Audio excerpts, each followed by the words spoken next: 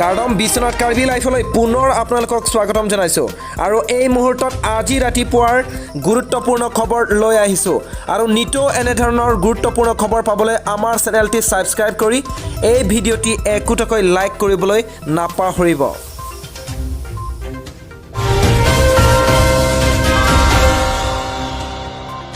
দশম একাদশ দ্বাদশ শ্ৰেণীৰ পৰীক্ষাৰ মূল্যায়নৰ ভিত্তিত হ'ব আৰ্হি। শিক্ষামন্ত্ৰীক প্ৰতিবেদন দাখিল উচ্চ ক্ষমতা সম্পন্ন কমিটিৰ।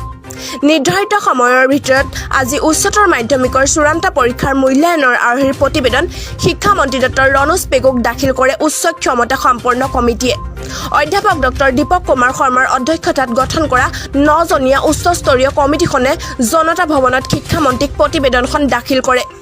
ইফালে প্ৰতিবেদনখন দাখিলৰ পূৰ্বে অসম উচ্চতৰ মাধ্যমিক শিক্ষা সংসদৰ কাৰ্যালয়ত কমিটিৰ অন্তিমখন বৈঠক অনুষ্ঠিত হয়, য'ত উচ্চতৰ মাধ্যমিকৰ চূড়ান্ত পৰীক্ষাৰ ফলাফলৰ মূল্যায়নৰ আৰ্হি চূড়ান্ত কৰে কমিটিখনে। বৈঠকৰ অন্তত সংবাদ মাধ্যমৰ আগত কমিটিখনৰ অধ্যক্ষ ডক্টৰ দীপক কুমাৰ শৰ্মাই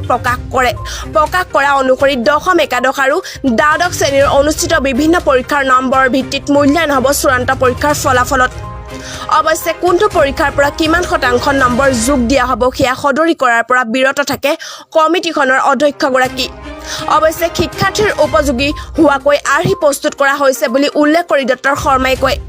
বিভিন্ন শিক্ষাবিদৰ পৰামৰ্শ আমি গ্ৰহণ কৰিছোঁ। উচ্চতৰ মাধ্যমিকৰ 4টা শাখা আছে। কলা, বাণিজ্য, বিজ্ঞান আৰু বৃত্তিমুখী শাখাৰ বাবে সুকীয়া পৰামৰ্শ প্ৰদান কৰা হৈছে।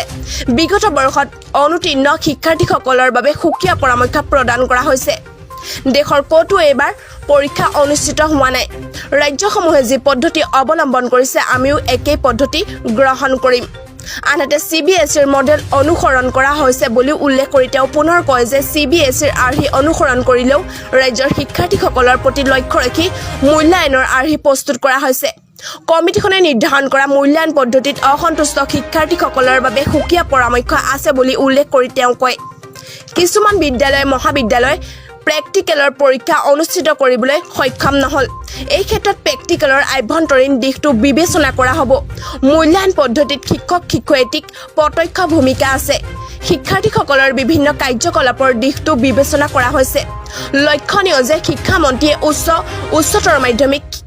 চূড়ান্ত পৰীক্ষাৰ মূল্যায়নৰ বাবে গঠন কৰা সুকীয়া কমিটিয়ে ইতিমধ্যে প্ৰতিবেদন দাখিল কৰিছে। শিক্ষামন্ত্ৰীগৰাকীয়ে এই প্ৰতিবেদন মুখ্যমন্ত্ৰী ডক্টৰ হিমন্ত বিশ্ব শৰ্মাক প্ৰদান কৰিব। মুখ্যমন্ত্ৰীগৰাকীৰ অনুমোদনৰ পাছত অহা 2 এদিনৰ ভিতৰতে প্ৰতিবেদন ৰাজহুৱা কৰাৰ সম্ভাৱনা আছে। দোকান বন্ধ কৰিবলৈ যোৱা আৰক্ষীৰ দলক লাঠি কোৰলৈ আক্ৰমণ একাংশ পুৰুষ মহিলাৰ। কৰোনা ভাইৰাছ প্ৰতিৰোধৰ বাবে ৰাজ্য চৰকাৰে জাৰি কৰা সান্ধ্য আইন উলংঘা কৰি একাংশ ব্যৱসায়ীয়ে দোকান খুলি ৰখাক লৈ বাক্সা জিলাৰ নাওখালীত অপ্ৰীতিকৰ পৰিস্থিতিৰ উদ্ভৱ হয়। দোকান বন্ধ কৰিবলৈ যোৱা আৰক্ষীৰ এটা দলক আজি একাংশ পুৰুষ মহিলাই আক্ৰমণ কৰাৰ লগতে আৰক্ষীৰ বাহনৰ গ্লাছ ভাঙি চূৰ্ণ বিচূৰ্ণ কৰে। কোভিড প্ৰটকল উলংঘা কৰি দোকান খুলি ৰখা ব্যৱসায়ী তথা আক্ৰমণকাৰী মাজিদ আলী সহ বহু কেইজন ব্যৱসায়ী সম্প্ৰতি পলাতক অৱস্থাত আছে। প্ৰতিদিনে সন্ধিয়াৰ ভাগলৈ দোকান পোহাৰ খুলি কোভিড প্ৰটকল উলংঘা কৰি আহিছিল আৰক্ষীক আক্ৰমণকাৰী ব্যৱসায়ীসকলে। ব্যৱসায়ী মাজিদ আলীৰ নেতৃত্বত একাংশ ৰাইজে আৰক্ষীৰ ওপৰত লাঠি কোৰ, চোকা অস্ত্ৰ তথা শিলগুটি নিক্ষেপ কৰা বুলি জানিব পৰা যায়। আঠিয়াবাৰীক আৰক্ষী চকীৰ এগৰাকী ভাৰপ্ৰাপ্ত আৰক্ষী বিষয়া সুনন্দ দাসৰ নেতৃত্বত যোৱা আৰক্ষীৰ দলক এইদৰে নিঃসংগভাৱে আক্ৰমণ কৰে। ইতিমধ্যে ঘটনাস্থলীত আৰক্ষীৰ উচ্চ পদস্থ বিষয়া উপস্থিত হৈ আৰক্ষীক আক্ৰমণকাৰী বিচাৰি অভিযান আৰম্ভ কৰিছে। 3 জিলাত টোটেল কণ্টেইনমেণ্ট জন। কৰোনা প্ৰতিৰোধী কঠোৰ বাধা নিষেধৰ পাছতো বিশ্বনাথ, মৰিগাঁও, গোৱালপাৰাত বৃদ্ধি সংক্ৰমণ। কৰোনাৰ সংক্ৰমণ ক্ৰমান্বয়ে বৃদ্ধিৰ পৰিপ্ৰেক্ষিতত 3 জিলা ক্ৰমে বিশ্বনাথ, মৰিগাঁও, গোৱালপাৰা জিলাৰ লগতে গোলাঘাট জিলাৰ বোকাখাট মহকুমাত সম্পূৰ্ণ কণ্টেইনমেণ্ট জন ঘোষণা কৰা হৈছে। অহা সোমবাৰৰ পৰা 7 দিনৰ বাবে এই 3 জিলা আৰু বোকাখাট মহকুমাত কঠোৰভাৱে পালন কৰা হ'ব সম্পূৰ্ণ কণ্টেইনমেণ্ট জনৰ নীতি নিয়ম। ফলত জিলা 3খনৰ লগতে মহকুমাটোত কেৱল অত্যাৱশ্যকীয় সেৱাৰ যাতায়াতহে অব্যাহত থাকিব। আজি এখন সংবাদমেলত নতুন SOPৰ নীতি নিয়ম উল্লেখ কৰি এই কথা প্ৰকাশ কৰে স্বাস্থ্যমন্ত্ৰী কেশৱ মহন্তই। অহা 28 জুনৰ পৰা 4 জিলাত প্ৰযোজ্য হ'ব লগা নতুন SOPৰ নীতি নিয়ম কঠোৰভাৱে পালন কৰা হ'ব বুলি স্পষ্ট কৰিলে স্বাস্থ্যমন্ত্ৰীগৰাকীয়ে। কোভিড সংক্ৰমণৰ বিভিন্ন দিশৰ প্ৰতি লক্ষ্য ৰাখি প্ৰকাশ কৰা নতুন এছঅপি সন্দৰ্ভত স্বাস্থ্যমন্ত্ৰীগৰাকীয়ে জনতা ভৱনত আয়োজিত এখন সংবাদমেলত কয় যোৱা সময়ছোৱাত স্বাস্থ্য বিভাগে কৰোনা সংক্ৰমণ কোন কোন স্থানত অথবা কোন কোন জিলাত কি ধৰণে বৃদ্ধি হৈছে অথবা কিমান হ্ৰাস হৈছে সেই দিশসমূহ পৰ্যালোচনা কৰাৰ পাছত কিছু অঞ্চল চিনাক্ত কৰিছে বিশেষভাৱে 10 জনৰ পৰা 50 জনলৈ সংক্ৰমণ বৃদ্ধি হোৱা 247টা অঞ্চল চিনাক্ত কৰাৰ লগতে 4581 খন ঠাইও চিনাক্ত কৰা হৈছে মুখ্যতঃ এই অঞ্চল অথবা ঠাইসমূহত যোৱা সময়ছোৱাত ক্ৰমান্বয়ে সংক্ৰমণ বৃদ্ধি পাই আছে হটস্পটছ ৰূপে চিনাক্ত হোৱা এই ঠাইসমূহৰ ওপৰত স্বাস্থ্য বিভাগ আৰু জিলা প্ৰশাসনে চোকা নজৰ ৰাখিব এই ঠাইসমূহত অহা 7 দিনত সংক্ৰমণ বৃদ্ধি হলে স্বাস্থ্য বিভাগে সংক্ৰমণ প্ৰতিৰোধৰ বাবে সকলো ধৰণৰ ব্যৱস্থা গ্ৰহণ কৰিব আনহাতে সোমবাৰৰ পৰা 7 দিনৰ বাবে বিশ্বনাথ গোৱালপাৰা মৰিগাঁও জিলাৰ লগতে গোলাঘাট জিলাৰ বোকাখাট মহকুমাক সম্পূৰ্ণ কণ্টেইনমেণ্ট জোনৰ ভিতৰত ৰখা হ'ব ইফালে গুৱাহাটীত খাদ্য আইনৰ সময় 2 বজাৰ পৰিৱৰ্তে 4 বজাৰ পৰা আৰম্ভ হ'ব আৰু দোকান পোহাৰ বিয়লি 3 বজালৈ খোলা ৰাখিব পাৰিব বুলিও আজি স্বাস্থ্য মন্ত্ৰীগৰাকীয়ে অৱগত কৰে আন জিলাসমূহত পূৰ্বৰ দৰে 12 বজাৰ লগে লগে বন্ধ হ'ব দোকান পোহাৰ আৰু 1 বজাৰ পাছত খাদ্য আইন জাৰি হ'ব আন্তঃজিলা যাতায়াতৰ প্ৰসংগত স্বাস্থ্য মন্ত্ৰীগৰাকীয়ে কয় আন্তঃজিলা যাতায়াত ব্যৱস্থা পূৰ্বৰ দৰে বন্ধ থাকিব তদুপৰি এই ক্ষেত্ৰত জিলা প্ৰশাসন আৰু আৰক্ষীক অধিক কঠোৰ ব্যৱস্থা গ্ৰহণ কৰিবলৈ নিৰ্দেশ দিয়া হৈছে মাতৃক বুকুত খাবতি মৰিয়নিত অখিলৰ হুংকাৰ ৰূপজ্যোতি মোৰ ভাই নিচিনা কিন্তু বিশ্বাসঘাতকতাৰ পুতক তুলিম 48 ঘণ্টাৰ জামিন লাভ কৰি পৰিয়ালৰ কাষত উপস্থিত অখিল গগৈ কালি পত্নী পুত্ৰৰ সৈতে সময় অতিবাহিত কৰি আজি মাতৃৰ ওচৰত উপস্থিত হ'ল অখিল গগৈ মৰিয়নিত উপস্থিত হৈ মাতৃক সেৱা জনাই খাবতি গালত এটা চুমা খায় বিগত 18 মাহে মাতৃ তথা পৰিয়ালৰ পৰা আঁতৰত থাকি অৱশেষত 2টা দিনৰ জামিনত পৰিয়ালৰ ওচৰত উপস্থিত হৈ আৱেগিক হৈ পৰে অখিল গগৈ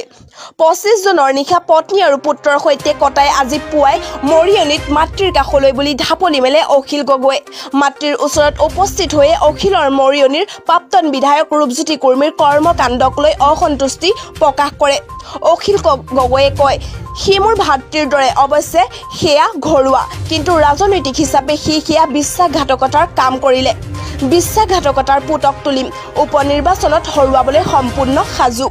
উল্লেখ্য যে এইবাৰ বিধানসভা নিৰ্বাচনত শিৱসাগৰৰ লগতে মৰিয়নিৰ পৰাও প্ৰতিদ্বন্দ্বিতা কৰাৰ বাবে মনোনয়ন দিছিল অখিল গগৈয়ে পিছলৈ বিজেপিৰ বিৰুদ্ধে ভোট বিভাজন নহয় ৰূপজ্যোতি কুৰ্মীয়ে জিকক বুলি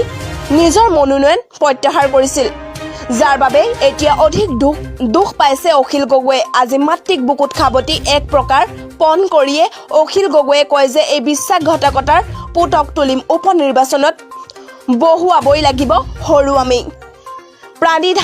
প্ৰাণীধানযোগ্য যে দীৰ্ঘদিন ধৰি কাৰাৰুদ্ধ হৈ থকা শিৱসাগৰ বিধায়ক অখিল গগৈ তেওঁ যোৰহাটস্থিত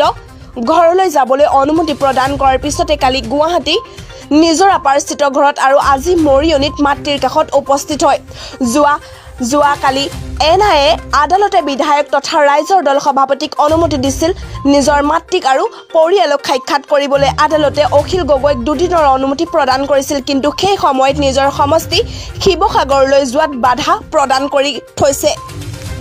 1 জুলাইৰ পৰা বলবৎ SBI ধন ওলোৱাৰ নতুন নিয়ম ভাৰতীয় ষ্টেট বেংক চমুকৈ SBIয়ে বেছিক ছেভিংছ বেংক ডিপজিট একাউণ্টৰ গৰাকীৰ বাবে অহা 1 জুলাইৰ পৰা নতুন নিয়ম বলবৎ কৰিব 1 জুলাইৰ পৰা নতুন নিয়ম বলবৎ হ'ব এই একাউণ্টৰ গৰাকীয়ে এতিয়া ধন ওলোৱাৰ ক্ষেত্ৰত সংশোধিত নতুন নিয়ম অনুসৰি গ্ৰাহক গৰাকীয়ে মাহত 4 বাৰ বিনামূলীয়াকৈ ধন উলিয়াব পাৰিব বেংক একাউণ্ট থকা শাখা তথা ATMৰ পৰা গ্ৰাহকজনে মাহত 4 বাৰ বিনামূলীয়াকৈ নগদ ধন উলিয়াব পাৰিব ইয়াৰ পিছত পৰৱৰ্তী ধন একাউণ্ট থকা শাখা বা ATMৰ পৰা উলিয়ালে প্ৰতিবাৰতে 15 টকাৰ লগতে GST ভৰিব লাগিব তেনেদৰে আন বেংকৰ ATMৰ পৰা ধন উলিয়ালে GST আৰু 15 টকা ভৰিব লাগিব আনপিনে চেকবুকৰ ক্ষেত্ৰতো নতুন সংশোধিত নিয়ম বলবৎ হ'ব এজন গ্ৰাহকে এটা বিত্তীয় বৰ্ষত বিনামূলীয়াকৈ চেকবুকৰ 10খন ব্যৱহাৰ কৰিব পাৰিব পৰৱৰ্তী 10খন ব্যৱহাৰত গ্ৰাহকে 40 টকা আৰু GST ভৰিব লাগিব পাছলৈ 25খন ব্যৱহাৰত গ্ৰাহকে 75 টকা আৰু GST ভৰিব লাগিব জৰুৰীকালীন চেকবুকৰ ক্ষেত্ৰত 10খন অথবা পাছলৈ 50 টকা আৰু GST ভৰিব লাগিব ভৱেশ কলিতাক ৰাজ্যিক বিজেপিৰ নতুন সভাপতি হিচাপে নিযুক্তি অৱশেষত বাছনি হ'ল বিজেপিৰ ৰাজ্যিক সভাপতি ইয়াৰ পূৰ্বে ৰঞ্জিত দাসে সভাপতি হিচাপে কাৰ্যনিৰ্বাহ কৰি আছিল তাৰ পিছতে আজি আনুষ্ঠানিকভাৱে ঘোষণা হয় কলিতাৰ নাম বিজেপিৰ ৰাষ্ট্ৰীয় সভাপতি জেপি নাড্ডাৰ আনুষ্ঠানিক ঘোষণা বিজেপিৰ ৰাজ্যিক সভাপতি হিচাপে ভৱেশ কলিতাক বাছনি কৰে বিজেপিৰ ৰাষ্ট্ৰীয় সাধাৰণ সম্পাদক অৰুণ সিং স্বাক্ষৰিত পত্ৰ প্ৰেৰণ কৰে দলটোৱে উল্লেখ্য যে ৰঙিয়াৰ বিধায়ক ভৱেশ কলিতা আজি 1.2 কোটি কেন্দ্ৰীয় কৰ্মচাৰীৰ বাবে আহিব পাৰে ভাল খবৰ আপোনাৰ একাউণ্টলৈ আহিব 2 লাখৰো অধিক টকা কেন্দ্ৰীয় কৰ্মচাৰীসকলৰ বাবে ভাল খবৰ আহি আছে কেন্দ্ৰীয় চৰকাৰে 26 জুনত ডিএ খণ্ডৰ্ভত এখন বৈঠক অনুষ্ঠিত কৰিব এই বৈঠকত কৰ্মচাৰীসকলৰ ডিএ হাইক খণ্ডৰ্ভত সিদ্ধান্ত লোৱা হ'ব 1 জানুৱাৰী 2020 পৰা 1 জানুৱাৰী 2021 লৈ তিনিটা কিস্তি চৰকাৰে কৰ্মচাৰীসকলক পৰিশোধ কৰিব ইয়াৰ উপৰিও জুনৰ 2021 ডিএ ঘোষণা কৰা হ'ব পাৰে চৰকাৰে কৰ্মচাৰীসকলক 18 মাহৰ বকেয়া দিয়াৰ পৰিকল্পনা কৰিছে অৰ্থাৎ ডিএ বকেয়া পৰিশোধ কৰা হ'ব এই ঘোষণাটো সপ্তম দৰমহা আয়োগৰ অধীনত কৰা হ'ব ডিএৰ ওপৰত এই বৈঠকখন 26 জুন 2021 তাৰিখে অনুষ্ঠিত হ'ব ৰাষ্ট্ৰীয় জেচিএম পৰিষদ ব্যক্তিগত আৰু প্ৰশিক্ষণ বিভাগ আৰু বিত্ত মন্ত্ৰালয়ৰ মাজত এখন বৈঠকত এই সিদ্ধান্ত লোৱাৰ সম্ভাৱনা আছে কেন্দ্ৰীয় কৰ্মচাৰীসকলে সপ্তম দৰমহা আয়োগৰ অধীনত ডিএৰ বৃহত্তৰ বকেয়া লাভ কৰিব আপোনাৰ একাউণ্টলৈ কিমান টকা স্থানান্তৰ কৰা হ'ব আমি আপোনাক কওঁ আহক 2 লাখতকৈ অধিক লাভ কৰিব লাগিব জেচিএমৰ ৰাষ্ট্ৰীয় পৰিষদৰ শিৱগোপাল মিশ্ৰৰ মতে লেভেল 1 কৰ্মচাৰী ডিএ বকেয়া 11880 টকাৰ পৰা 37554 টকাৰ ভিতৰত আনহাতে লেভেল 13 কৰ্মচাৰীসকলক 1,23,100 টকাৰ পৰা 2,15,900 টকা বা লেভেল 14 সপ্তম চিপিচি মৌলিক দৰমহা স্কেলৰ বাবে গণনা কৰা হ'ব আনহাতে এজন কৰ্মচাৰীক ডিএ বকেয়াৰ বাবে 1,44,200 টকাৰ পৰা 2,18,200 টকা পৰিশোধ কৰা হ'ব ডেয়াৰনেছ এলাৱেন্স যোগ কৰা হ'ব বুলি আশা কৰা হৈছে নিম্নতম দৰমহা 18,000 টকা হোৱা কৰ্মচাৰীসকলক 11,880 টকা ডিএ বকেয়া হিচাপে দিয়া হ'ব ই 15% ডেয়াৰনেছ এলাৱেন্স যোগ দিব বুলিও আশা কৰা হৈছে যদি এনে হয় আপোনাৰ দৰমহা ইয়াত প্ৰতি মাহে 2,700 টকা যোগ কৰা হ'ব 18 মাহ পিছত বৃদ্ধি হ'ব আপোনাক কওঁ যে প্ৰায় 18 মাহৰ কৰ্মচাৰীৰ পিছত ডিএ বৃদ্ধি হ'ব যোৱা বছৰ সমগ্ৰ দেশত কৰোনা বিয়পাৰ পৰা কৰ্মচাৰীসকলৰ ডিএ ফ্ৰিজ কৰা হৈছিল আৰু 2020 চনৰ জানুৱাৰীত ডিএ 4% বৃদ্ধি কৰা হৈছিল ইয়াৰ পিছত দ্বিতীয় অৰ্ধত অৰ্থাৎ 2020 চনৰ জুন মাহত 3% বৃদ্ধি হৈছিল 2021 চনৰ জানুৱাৰীত ই এতিয়া 4% বৃদ্ধি পাইছে মুঠ 28% লৈ বৃদ্ধি